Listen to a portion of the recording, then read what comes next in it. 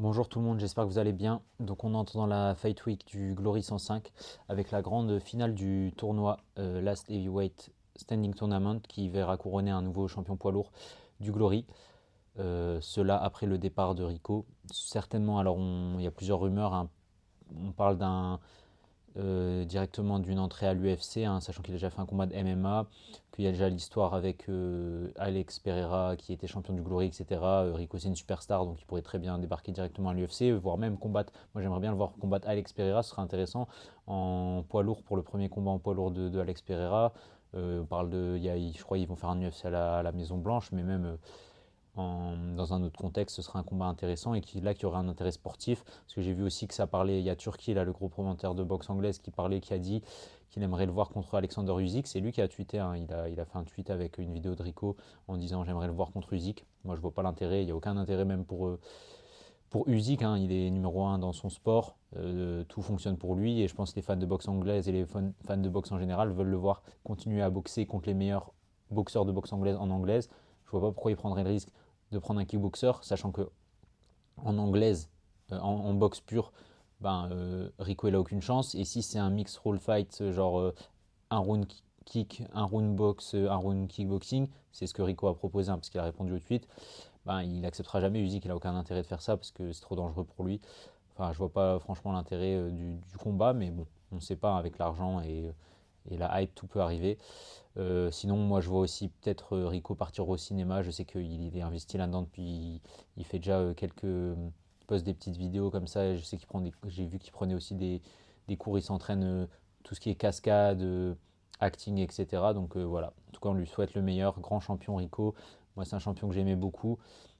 Je sais pas pourquoi il y en a qui l'aimaient pas. Moi, je trouve que c'est un champion incroyable, respectueux, qui dégage des bonnes valeurs, qui a donné des combats d'anthologie, qui était régulier, jamais, voilà, toujours.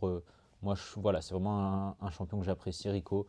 Il nous a donné des grands combats, vraiment légende du kickboxing. Donc voilà, force à lui pour la suite. Donc voilà, on va directement passer, parce que là, ça fait déjà 2 minutes que je parle. On va passer aux oppositions. Première opposition dont on va parler. Donc là, je vais faire les 4 quarts de finale. Et je vais vous donner mon avis un peu. Je ne vais pas revenir en détail non plus trop. J'ai fait un thread sur Twitter où je présente les 8 combattants qui sont engagés. Donc si vous voulez aller voir plus de détails sur un peu leur parcours au Glory, etc. Même si je vais y revenir brièvement. Donc première opposition, ce sera Tariq Ozaro contre Nidal Béchiri. Donc deux des favoris du tournoi selon moi. Je vais vous expliquer pourquoi. Donc déjà Tariq Ozaro, pour moi, c'est voire le grand favori pour la victoire finale, sachant que déjà il était champion intérimaire, il a une grosse expérience au Glory, il a combattu et battu certains des meilleurs, notamment Plaziba et Sofiane malheureusement. Aussi il a mis Gachi également, donc il reste sur 4 victoires, 2 KO, il est dans une bonne dynamique. Il a déjà fait un synchrone, c'est un vrai poids lourd, donc il est complet, expérimenté au Glory. Donc voilà, il a tout, on va dire un peu toutes les cartes en main pour la victoire finale. Voilà, maintenant ça reste un tournoi poids lourd, tout peut arriver sur un coup. Il y a aussi comment dire, les aléas des tournois, hein. Quand il y a 3 combats, on peut se blesser. En plus, là, il affronte une machine, donc même s'il gagne, il risque de laisser des plumes.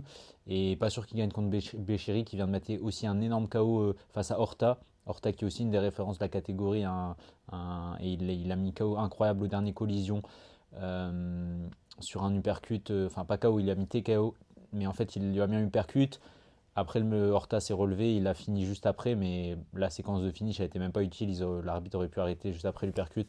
Donc il reste sur un très gros KO, sur un des noms de la catégorie. Béchiri qui a aussi été champion de l'enfusion, donc il est une des organisations majeures en Europe et qui sert aussi de tremplin souvent pour les prochains combattants du Glory. Il y a beaucoup de stars du Glory qui sont passés par l'enfusion. Donc voilà, c'est un peu une organisation référence sur la scène européenne, voire mondiale, hein, parce que c'est quand même une grosse organisation en fusion, notamment de la scène du kickboxing hollandais. Donc voilà, deux très bons poids lourds candidats à la victoire finale, à voir s'ils se neutralisent ou s'ils laissent des plumes justement, mais ça va être un combat très intéressant. Donc moi, mon prono, il va légèrement sur Tariq Ozaro pour les raisons que j'ai citées, sachant qu'il a déjà fait un synchrone au Glory pour le titre intérimaire, il a gagné le titre intérimaire, donc il a été champion intérimaire, qu'il a battu certains des meilleurs poids lourds, Voilà, expérience que Nidal Béchiri n'a pas, lui, au Glory. Mais voilà, ça reste ouvert, hein, c'est pas je ne le mettrai pas favori à 80-20. Voilà, c'est peut-être un 60-40, 55-45. Voilà, donc tout peut arriver dans ce combat. Mais s'il fallait vraiment faire un pronostic, je mettrais légèrement Tariq Ozaro. Ensuite, donc du coup, seconde opposition, on aura combat très intéressant et surprenant, hein, pour un tournoi qui s'appelle le Last Heavyweight Standing, donc le dernier poids lourd qui restera debout, sachant que c'est deux combattants qui ne sont pas des poids lourds à la base, mais qui sont deux phénomènes. C'est Mori Kroma contre Michael Boapea. Donc Mori Kroma, voilà, c'est un peu la nouvelle superstar là, du Glory depuis à peu près 2 ans. C'est un combattant qui a de la confiance, un showman qui rentre en faisant le show, qui met des finishes, il y a aussi voilà, il y a des dramas dans ses combats, il donne des combats incroyables, il a des superbes genoux. Il y a eu ce combat contre Baram là, que beaucoup considèrent comme le combat de l'année en kickboxing, avec le drama qu'il y a eu, un Baram qui l'avait frappé quand il était au sol, et après Kroma qui a réussi à le finir derrière. Enfin voilà, il a des victoires références, voilà, plus en light heavyweight, hein, euh, notamment contre Milos et contre Baram. Mais on a vu qu'il était capable aussi, voilà, vraiment de performer dans ce tournoi. C'est un combattant qui est vicieux dans le bon sens du terme, hein, dans le sens, et puis là, il- on a vu contre Milos, il a su salir le combat pour s'imposer et faire un peu du dirty kickboxing, je sais pas si on peut dire ça.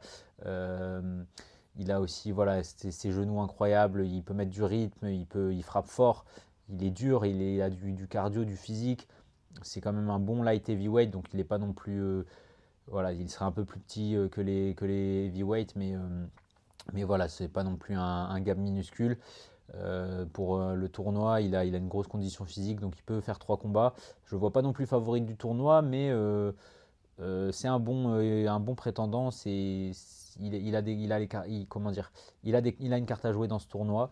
Et là, il va prendre en plus à ce premier combat, il va prendre Boapea alors Boapea, c'est même pas un light heavyweight. Alors si, c'est un light heavyweight depuis quelques combats, mais de base, c'est un middleweight. Il a été challenger pour la ceinture middleweight 2 fois. Il a perdu d'ailleurs 2 fois contre l'incroyable Donovan Huissé, un monstre, hein. D'ailleurs, il est dommage qu'il soit inactif et que la KT soit inactive depuis un moment. Mais le second combat était beaucoup plus serré. Et Boapea, il a énormément progressé ces dernières années. Alors, ça a toujours été un monstre physiquement. C'est un mec qui met un gros rythme, un énorme volume. Mais là, je trouve qu'elle a énormément aussi progressé techniquement. Il est beaucoup plus relâché. Il a amené de la variété. Bon, notamment les calf kicks qu'on connaît, mais aussi, voilà, même dans ses combinaisons, son relâchement, etc. Sa manière sa gestion du combat, etc. C'est un combattant incroyable qui reste sur une grosse victoire là contre Milos. Là, il a gagné le tournoi à 4 là. Donc, non, attends, je dis pas des bêtises. Est-ce qu'il a gagné le tournoi à 4 contre Milos? C'est ça, hein, il a gagné le tournoi à 4 là aux collisions contre Milos en light heavyweight. Donc vraiment, c'est un combattant dangereux qui va mettre du rythme. Mais bon, je vois quand même Chroma largement, enfin pas légèrement, pardon, favori, hein. Pas largement favori, mais légèrement favori dans ce combat. Aussi le fait qu'il a des bons genoux qui montent bien. Boapea, c'est un gars qui a tendance à pas se jeter, hein, mais il met une pression constante, il avance tout le temps, il peut se faire contrer en genoux. Et c'est surtout, ça marche contre certains combattants, bah, notamment Milos qui a besoin d'avoir un rythme enfin, il y a certains combattants qui ont leur rythme, et si on leur casse le rythme comme ça en leur mettant sous la pression, ça les perturbe. Mais Chroma, lui, il aime bien cette épreuve de force, la bagarre quand le combat il est sale. On l'a vu contre Baram, ça le gêne pas, donc je pense que ça va pas perturber Chroma. Donc je vois Chroma légèrement favori, mais pareil, hein, pas non plus à 80-20. Je ferai un petit 60-40. Je vois Chroma sortir vainqueur de ce combat. Ensuite, on passe à Sofiane Laïdouni contre Milos, justement. Bah alors Sofiane, pour moi, et je dis pas ça par supporterisme, pour moi c'est le favori du tournoi avec Tariq Rosaro. D'ailleurs, il est numéro un depuis peu, depuis le retrait de Rico. Il a été classé numéro un par Beyond Kick, numéro un poids lourd mondial. Alors bon, voilà, après chacun donne le crédit qu'il veut au classement Beyond Kick, hein. Bon, aujourd'hui, c'est un des seuls sites quand même référence du kickboxing, mais voilà, leur classement, il vaut, c'est voilà, leur avis et leurs critères. Mais moi, je suis plutôt d'accord avec ça dans le sens où Sofiane, déjà, c'est le poids lourd le plus actif au Glory depuis 3 ans. Entendez bien, il a 9 victoires pour 3 défaites et il a pris tous les meilleurs. Il a perdu contre les meilleurs, notamment Rico. Voilà, donc c'est un mec qui a une énorme expérience, une énorme activité et surtout il a fait évoluer sa boxe. Avant, on lui reprochait un peu des défauts. Il avait cette boxe toucher sans se faire toucher, vol comme un papillon, pique comme une abeille, je me déplace et tout. Et on lui reprochait un peu ce manque d'efficacité. Et maintenant, il a ramené en plus, il est dangereux. On sent qu'il frappe dur, qu'il fait mal. Il a mis down Levy, là, notamment cette super victoire avec un knockdown contre Levi Richter. Donc on voit que là, il arrive à son prime. Je pense que c'est vraiment le bon moment pour lui. Il a l'expérience des tournois. Il a fait évoluer sa boxe. Aujourd'hui, il est efficace, en confiance. Il a les résultats, l'expérience en glory. Je pense qu'il a tout pour gagner ce tournoi. Et je pense qu'il devrait passer. Alors, je vais m'avancer assez facilement Milos sans sous-estimer Milos. Hein. C'est pas parce qu'il a perdu contre Boapea, parce que Milos est très fort. Mais Milos, c'est un combattant qui a besoin de timing, de pouvoir poser sa boxe. Et là, il va devoir cadrer Sofiane, qui est une pile électrique en plus d'être un gros gabarit. Donc, non seulement Sofiane, il est plus gros physiquement, il a plus d'expérience, il est aussi très bon techniquement, Sofiane. Donc, c'est un gars qui bouge bien le buste. C'est pas un mec que tu peux cueillir sur un contre facilement ou cadrer facilement. Il boxe bien à distance, il va utiliser son allonge, il frappe dur, plus dur que Milos. Donc, pour moi, ça risque d'être dur pour Milos, surtout qu'il va douter là après sa dernière défaite. Après, voilà, ça reste un combat. Voilà, Milos, c'est quand même un combattant exceptionnel. Il est capable de sortir un coup sorti de nulle part. Il frappe fort. Mais ouais, je vois Sofiane s'imposer et sortir victorieux. Pour revenir sur Milos, parce que voilà, Milos, pour présenter un peu, c'est aussi un light heavyweight, donc un plus petit gabarit. Très beau combattant, un très beau styliste avec la souplesse, capable de mettre des coups impressionnants, des coups de pied retournés. Une très belle boxe anglaise. Il a fini 2 fois KCRS. Euh, il a des bons genoux qui montent bien, donc il est dangereux, il est surprenant, mais c'est un combattant qui a montré un peu ses limites justement contre Boapea, Chroma et tout. Dès qu'on s'allie un peu le combat ou alors qu'on lui met un gros rythme, c'est un gars qui a besoin de pouvoir poser sa boxe justement pour s'exprimer parce que c'est un peu un styliste et tout. Et dès qu'on le perturbe et que le combat il va à 100 à l'heure, il a un peu du mal. Donc voilà, là je vois un peu limité par rapport à ça, surtout face à Sofiane qui a un très gros morceau. Et enfin, dernière opposition, ce sera Anis Bouzid contre Errol Zimmerman. Donc là, un combat intéressant contre bah, Anis Bouzid. Il est un peu en embuscade, hein. C'est un très gros talent. Il n'a pas peut-être pas la reconnaissance qu'il mériterait parce qu'il a quand même 3 victoires au Glory et ça une défaite, mais la seule défaite c'était contre Chroma sur blessure. Donc il s'est blessé, il a arrêté à l'interround, je crois qu'il s'était fait mal au bras. Je ne sais plus ce qu'il avait, mais bon, le premier round était assez serré, je crois même qu'il dominait contre Chroma. Donc voilà, et après ces 3 victoires, bon, c'était pas contre des top kickboxers poids lourds, c'était d'ailleurs plus des lourds légers, des light heavyweight, parce que Anis vient lui-même, je crois, des light heavyweight, ou même plus léger, hein, au début de sa carrière. J'ai vu qu'il avait été champion en 82 ou 83 kilos. Bon, mais voilà, aujourd'hui c'est un gros gabarit, hein, c'est un vrai poids lourd. Il n'a pas un petit gabarit non plus, mais voilà, il est fort de 3 victoires au Glory, il est en confiance, il a une très bonne boxe anglaise, mais il a quand même, bon après il a un style assez classique, mais il est précis, il frappe dur en point. Voilà, c'est style de la scène Benelux, kickboxing hollandais, des belles combinaisons de points. Enfin voilà, il a un kickboxing propre. Euh, à voir, sachant qu'il est en confiance, il a 3 victoires. Moi, je ne sais pas ce que ça vaut. Je ne vais pas dire qu'il n'a pas sa chance parce que je ne l'ai pas encore vu justement contre on va voir justement, ça va être intéressant de le voir là. Si, pour moi, il va passer Zimmerman, on va revenir dessus. Mais contre après les top kickboxers, contre un Tariq Ozaro ou Sofiane. Bon, alors Sofiane, c'est son pote, j'espère qu'ils ne se rencontreront pas. Donc voilà, pour revenir sur Zimmerman, c'est un des derniers grands de la grande époque K1, donc il a boxé tous les tops, notamment Bader Hari, etc., qui est encore en activité. D'ailleurs, il a été très actif au début du Glory, vers 2012-2013, etc. Il avait même gagné un tournoi, je crois, au Glory. Euh, mais voilà, maintenant il a 39 ans, il a beaucoup d'expérience, attention, hein, pas enterré, très expérimenté. Là, il reste sur une victoire aux collisions, mais contre un mec qui n'était pas un kickboxer, c'était le strongman là, qui arrivait, donc on ne peut pas vraiment tirer des conclusions. Donc voilà, attention, il est toujours dangereux, il a l'expérience, il reste actif quand même. Mais pour moi, il a plus le niveau et pas un niveau face à un jeune. Alors, jeune poids lourd, je crois qu'il a 30 ans, Anis Bouzid, mais un poids lourd, ouais, pour un poids lourd, c'est relativement jeune. Mais justement, il est dans son prime, Anis Bouzid, un gros talent en confiance qui monte. Je vois Anis favori et passer ce tour-là. Donc voilà, pour ce quart de finale. Donc là, les 4 que je vois passer, c'est Ozaro, Chroma. Tac, tac, tac. Sofiane et Anis. Ok.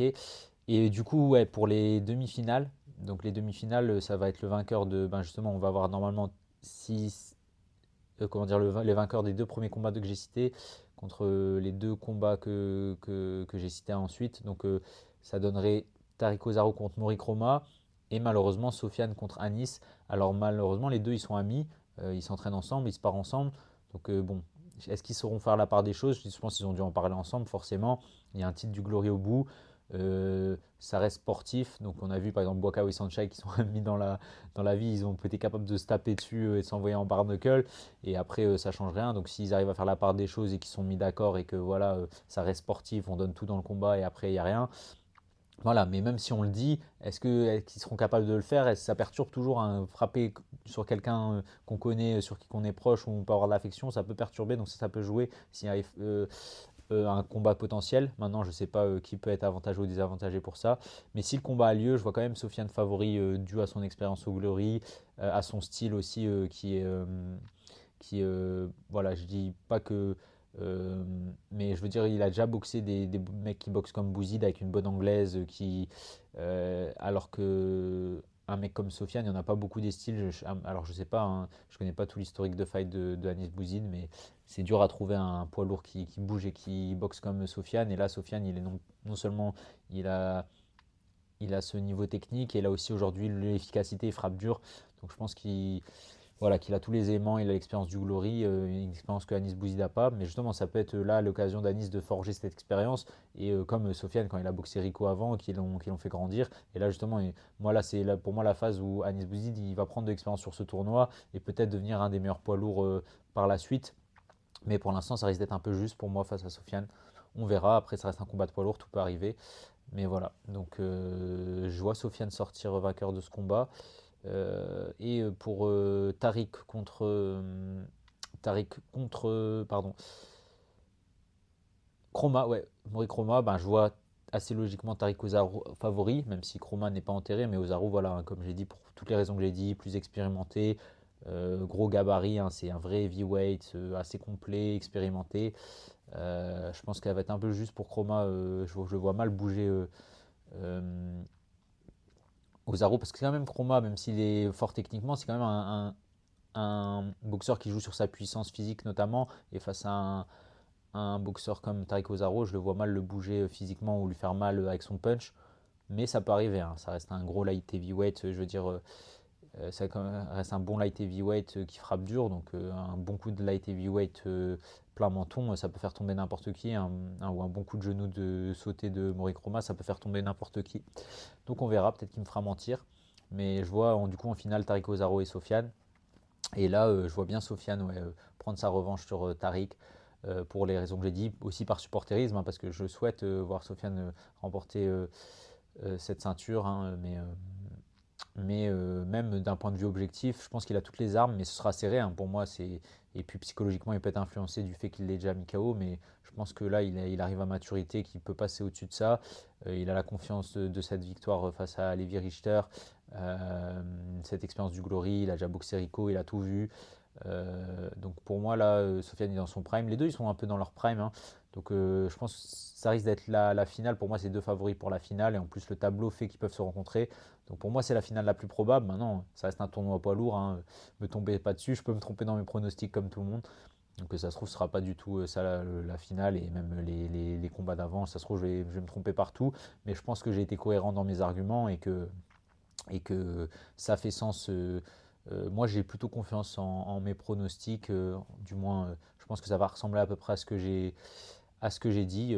On verra ça le jour J. En tout cas, je suis sûr que ça va être un très beau tournoi poids lourd et vraiment l'occasion. Enfin, c'est très bien qu'on ait un nouveau champion qui soit sacré au terme d'un format de ce tournoi comme ça, parce que tu as vraiment des très bons poids lourds, presque tous les meilleurs poids lourds en activité du Glory qui sont dans le tournoi, qui sont en forme.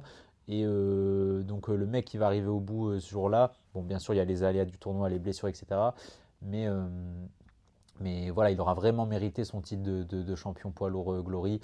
Et avec les nouveaux formats qui vont arriver, hein, bon je ne vais pas revenir dessus, les annonces qui sont faites Glory, mais ça va être très intéressant de revoir de plus en plus ce format de tournoi avec le champion à chaque fois.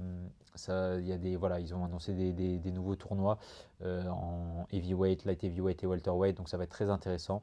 Dites-moi en commentaire, hein, n'hésitez pas à réagir et dites-moi qui vous voyez remporter ce tournoi ou même les combats d'avant, quels sont vos pronostics, comment vous pensez que ça va se dérouler ce tournoi, le scénario un peu que vous voyez dans le tournoi. Je pense qu'on va se régaler, moi que ça va être un magnifique tournoi et je suis impatient de voir qui va succéder à Rico Verhoeven pour la couronne poids lourd du Glory Kickboxing. Et n'hésitez pas voilà, à donner de la force, à soutenir et à partager la vidéo si vous avez kiffé. Salut!